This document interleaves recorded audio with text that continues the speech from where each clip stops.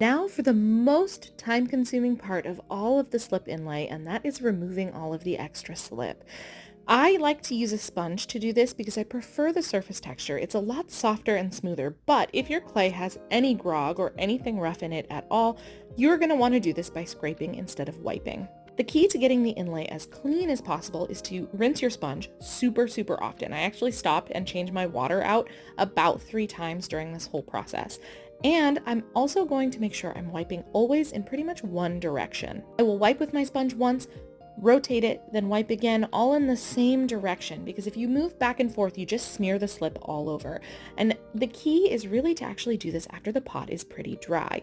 If you do this while the pot is still very wet, you just smudge the slip all over. So I almost always wait until my pot is almost bone dry before wiping all of the excess slip off.